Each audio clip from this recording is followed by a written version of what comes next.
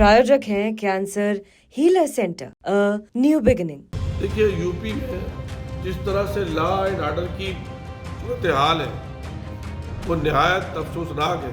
अब बगैर पैसे लिए दिए कोई मसला ख़त्म नहीं हो रहा, तो ये किसका फेलियर है? वक़्फ़ बिल से हम सहमत है ही नहीं, जब तो हमने 13 पेज का डिसेंट नोट दिया है। ये जो बिल लाया गया है ये और इसमें जो संशोधन किया गया है इस पर हम सबको लोगों को ऑब्जेक्शन है। ये कानून और दस्तूर के मुताबिक नहीं है। देखिए, यूपी में जिस तरह से लॉ एंड ऑर्डर की सूरत हाल है वो निहायत अफसोसनाक है। लोग सड़कों पर मर रहे हैं, टूटी हुई सड़कें, स्टेट में बेरोजगारी एक बीमारी की तरह फैल रही है, एजुकेशन का स्तर बराबर गिर रहा है, धोखे हो रहे हैं, एग्जामिनेशन में पर्चे लीक हो रहे हैं, नए इंस्टीट्यूशन कायम नहीं हुए और जो हेल्थ सेक्टर है वो तो चरमराया हुआ है। कितने मरीज इसलिए अपनी जान से हाथ धो बैठ रहे हैं कि उन्हें इलाज वक्त पर नहीं मिल पा रहा। समाजवादी पार्टी ने उत्तर प्रदेश के लिए जो प्रोग्राम रखे थे वो प्रोग्राम सरकार ने रोक दिए क्योंकि उससे जनता को फायदा पहुंच रहा था। 100 नंबर पर पुलिस आती थी, वो आपस में सुलह सफाई कराती थी, किसी को कुछ देना लेना नहीं पड़ता था। भाई जब साथ रहते हैं तो बर्तन जिस तरह से लड़ते हैं वैसी छोटी मोटी चीजें फ्रेंडली हो जाती हैं। आदमी को गुस्सा आया, उसने फोन किया, 100 नंबर की पुलिस आ गई, जब तक वो गुस्सा ठंडा हो गया और उन्हें कुछ समझाया और वो बात सुलह सफाई से खत्म हो जाती थी। अब बगैर पैसे लिए दिए कोई मसला खत्म नहीं हो रहा, तो ये किसका फेलियर है? नंबर 2, पहले अखिलेश जी ने एक स्कीम चलाई थी कि कहीं पर भी कोई भी इमरजेंसी हो, अस्पताल की एम्बुलेंस पहुंचती थी मरीज को लेने के लिए, उससे गरीबों को फायदा पहुंच रहा था। वो सिस्टम भी क्या चल रहा है आप लोग बताइए? चल रहा है। तो उससे किसका लाभ था और किसका नुकसान हुआ? पब्लिक का नुकसान हुआ। बताइए, उसको बंद करने की क्या जरूरत थी? 100 नंबर को बंद करने की क्या जरूरत थी? तो इस वजह से एजुकेशन में जो स्तर उस वक्त था, जिस शौक से लोग पढ़ाने के लिए जाते थे, अब वो चीज़ें नहीं हैं, बल्कि असातिज़ा को भी जो है वो उनके ऊपर और दूसरे कामों के लोड डाले जा रहे हैं, तो उनका मन पढ़ाने में कैसे लगेगा? सर, स्वास्थ्य सेवाओं को बेहतर बनाने के लिए रामपुर में आपकी ओर से क्या कदम उठाए जा रहे हैं? देखिए, हमने पिछले स्तर में भी और इस स्तर में भी हम बात कर रहे हैं कि मेडिकल कॉलेज यहाँ पर या एम्स यहाँ पर आ जाए, या कम से कम प्राइवेट अस्पताल ही कुछ ऐसे आ जाए 1-2, जिससे जो है लोगों को कम खर्च पर इलाज मुहैया हो सके।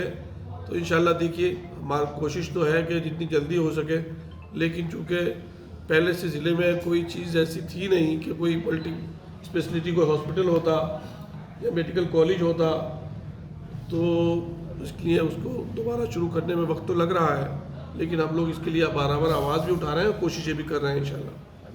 वक़्फ़ बिल से हम सहमत है ही नहीं, जब तो हमने 13 पेज का डिसेंट नोट दिया है अपना। जो आर्टिकल 26 है उसका वायोलेशन है, और जिस तरह से उसमें नॉन मुस्लिम की शमूलियत की शिक गवर्नमेंट ला रही है, वो जो कॉन्स्टिट्यूशन उसकी स्पिरिट है उसके अगेंस्ट। संसद जी, जिस तरह से एक वर्ग विशेष को सरकार टारगेट कर रही है, तो क्या ये हिंदू राष्ट्र के संग कहते हैं? देखिए, ये संविधान का राष्ट्र है, दस्तूर की हुकूमत यहाँ है। कोई अपनी मनचाही या डिस्क्रिमिनेशन से वो अपनी ज़मीर को, अपने अखलाक को, अपने किरदार को तो वाज़े कर सकता है, लेकिन दस्तूर को नहीं बदल सकता। जितने लोग भी पदों पर बैठे हैं वो अपने दिल पर हाथ रख कर ये बताएं कि वो ये शपथ लेते हैं, ये हलफ उठाते हैं कि हम डिस्क्रिमिनेशन नहीं करेंगे और देश के वासियों, देश के नागरिकों के साथ, सिटीजन ऑफ इंडिया के साथ कोई किसी तरह का भेदभाव नहीं करेंगे। ये एक साफ सी बात है। अगर जो आदमी शपथ लेने के बाद भी वो भेदभाव करता है, चाहे वो मैं हूँ या कोई और हो, तो इसका मतलब ये कि वो पहले सवाल में ही फेल है। ठीक है, सरकार को फेल मानते हैं? ऐसी बात है, ये एक मॉरल फेलियर है कि हम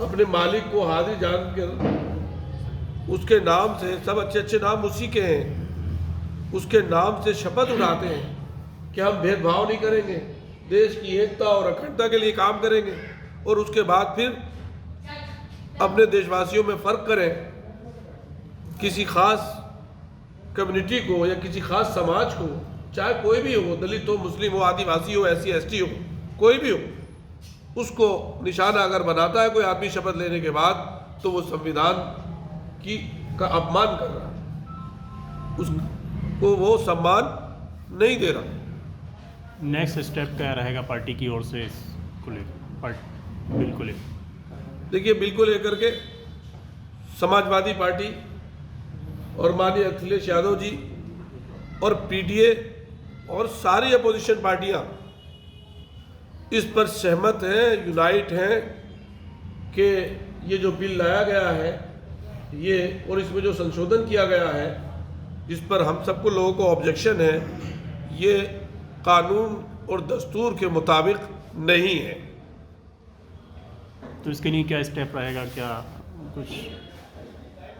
अब इनके रद्द अमल में क्या होगा, वो सब मिल बैठेंगे, सब लोग, अपोजिशन सारा मिल बैठेगा, इजलास शुरू होगा, तो चर्चा होगी, तो फिर जो भी सब लोग मिलकर तय करेंगे। प्रायोजक हैं cancer healer centre, a new beginning.